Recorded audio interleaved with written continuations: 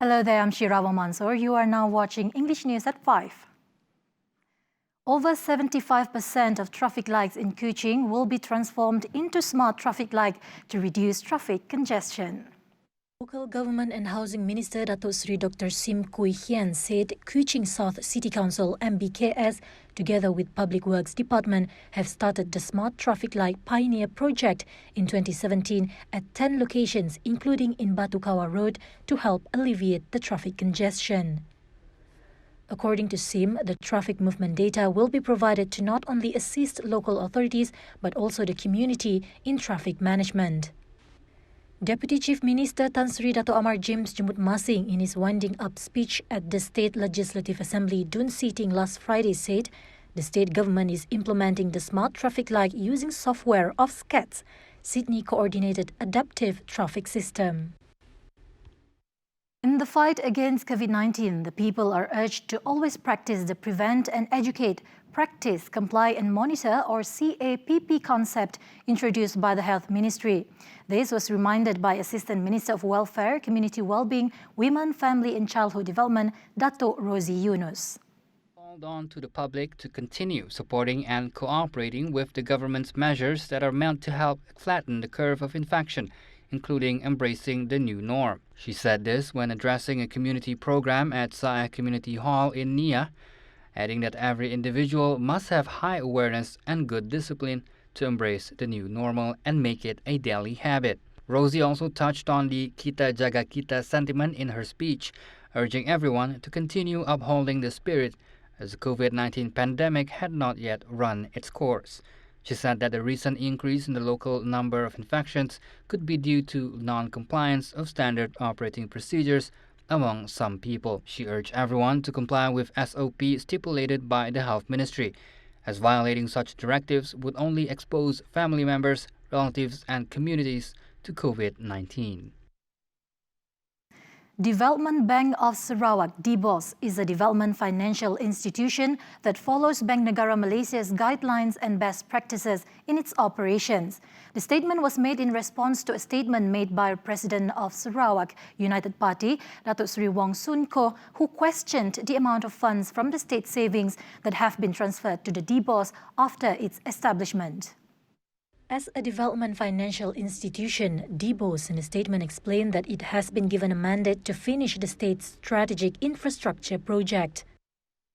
DBOS also is responsible to carry out same banking operations like the other banks and manage deposits from the state governments, statutory bodies, local authorities and companies controlled by the state governments.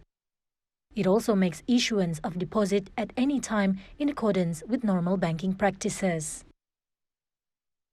A traffic police personnel was injured after the roof of a tent set up for a roadblock at the Jalan Duta Toll Plaza in Kuala Lumpur collapsed due to strong winds at around 6 p.m.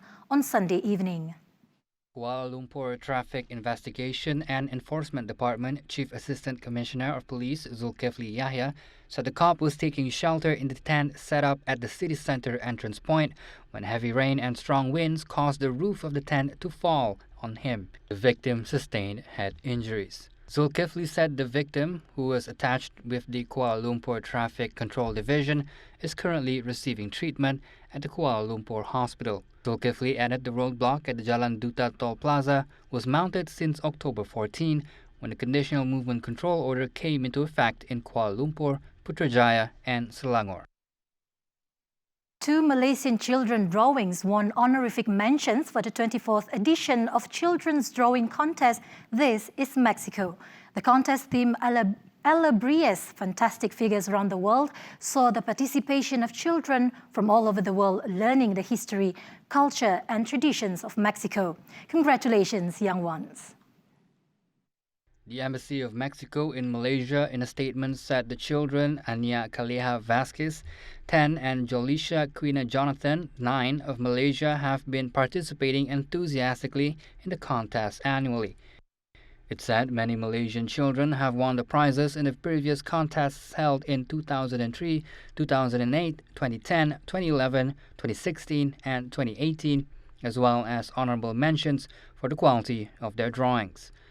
This year, children between the ages of 6 and 14 years participated in the drawing contest, showcasing fundamental parts of Mexico's cultural and artistic imaginations, through which fantastic figures are created by combining different elements of real or imagined animals represented with vibrant and colorful paint. The winning drawings are part of an itinerant exposition that is exhibited in Mexico and in Mexican embassies and consulates around the world, and they are published in a calendar for the following year. Welcome back. Malaysia is placing high hopes on vaccine producers to supply COVID-19 vaccines that can be expected to be used as early as the first quarter of next year. According to Health Minister Datuk Seri Dr. Adam Baba, based on the latest reports, there are 10 leading vaccine-producing companies that have passed the third clinical phase of COVID-19 vaccine development. Dan seperti yang kita diberitahu, Pfizer BioNTech telah pun didakwa mempunyai effectiveness 90%. Ini satu perkembangan yang sihat, yang baik, dan kita yakin banyak lagi leading candidate dalam dunia seperti Malaya Research Institute yang mengeluarkan vaksin juga dah lepas fasa klinikal ketiga yang boleh kita lihat sebagai peluang untuk kita berikan pelalian ataupun vaksin kepada rakyat kita. However, Dr. Adam added that the country's acquisition of vaccines would depend on the detailed reviews of their quality, safety, implications, and registration conducted in the vaccine producer's country. Meanwhile, when asked on whether former patients of COVID-19 can be reinfected with the virus, Dr. Adam said the chances are low compared to those who have not yet been infected. Rails Bank, the leading global banking as a service BaaS platform, has raised $37 million or over 152 million ringgit as part of continued equity funding to support its global growth and product expansion. Rail Bank's existing participating investors, Middle Game Ventures and Ventura Capital, co-led the round, with Antos Capital, Global Brain, Clock Tower Technology Ventures, Mitsui Fudosan, and Firestarter. The new investment will enable Rails Bank to continue to expand its global footprint, further strengthen its core product proposition, launch credit cards as a service, and help increase its lead in the embedded finance market as the world's preeminent BaaS platform. According to a statement, this enables startups and established brands to prototype, launch, and scale financial products within their own customer experience. Rails Bank co-founder and Chief Executive Officer Nigel Verdon said they are thrilled to have the support of world-class investors who bring a highly strategic network to help them continue with the vision they started with zero pivots. The latest round adds to the previous Series A funding round of $10 million in September 2019 from companies including Credites, Clock Tower Technology Ventures, Singapore Life, and a number of existing investors. Rails Bank is headquartered in London with offices in Santa Monica, Singapore, Vilnius, Munich, Newcastle, the Philippines, Malaysia, Vietnam, and Sri Lanka. Foreign investors turned net sellers in Bursa Malaysia, selling 246.32 million ringgit for the week ended November 13th. Malaysian Industrial Development Finance Berhad (MIDF) research said the expectation of a positive foreign inflow on the back of an expansionary budget did not materialize, as the selling momentum on Tuesday outweighed the net inflow on Thursday and Friday. The research house in a note today said as the market reopened on Monday last week, foreign investors bought 3.53 million ringgit net of local equities, with retailers and local institutions as net buyers and net sellers at 39.52 million ringgit and negative 43.05 million ringgit respectively.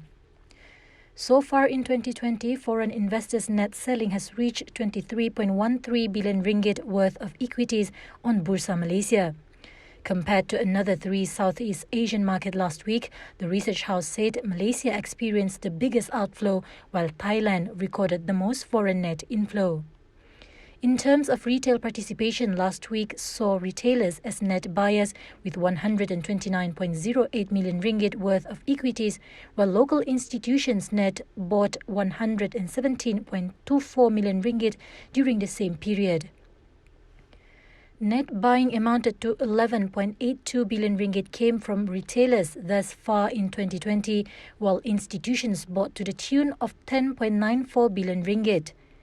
In terms of participation, the retail investors recorded a weekly increase of 49.17% in average daily trade value ADTV, while foreign investors experienced an increase of ADTV of 83.68% and local institutions at ADTV of 61.11%. BURSA Malaysia Berhad has appointed Datuk Bazlan Osman and Syed Ari Azhar Syed Muhammad Adlan as independent non-executive directors effective today. In a statement last Friday, the stock exchange operator said Bazlan currently serves as the non-executive chairman of GITN Sdn Berhad. He is also an independent non-executive director of FEMA Corporation Berhad, Citibank Berhad, Glomac Berhad and Syarikat Takaful Malaysia Keluarga Berhad. Bazlan is a chartered accountant of the Malaysian Institute of Accountants, MIA, and a fellow of the Association of Chartered Certified Accountants, ACCA. Meanwhile, Syed Ari Azhar is a seasoned global fund manager with 2 decades of experience at leading institutional investment management companies around the world, such as APG, UBS, Citigroup, and Deutsche Asset Management. The Regional Comprehensive Economic Partnership, RCEP, will contribute to sustaining Malaysia as a preferred trading hub and investment destination. RCEP is the world's largest trading bloc, covering nearly a third of the global economy. Datuk Seri Muhammad Azmin Ali said that to Malaysia's businesses, it meant tariff elimination or reduction for merchandise goods. This includes the facilitation of export and import of goods among the RCEP members countries. The International Trade and Industry Minister said RCEP could help provide a level playing field between developed and least developed countries. He noted that there was a specific chapter providing provisions for information exchange and promotions of transparency measures to facilitate business and investment within the region. Also, these include providing economic and technical cooperation, especially to SMEs. Azmin Ali added RCEP could be an economic recovery tool against COVID-19, which would help to ensure opening of markets as well as uninterrupted supply chain.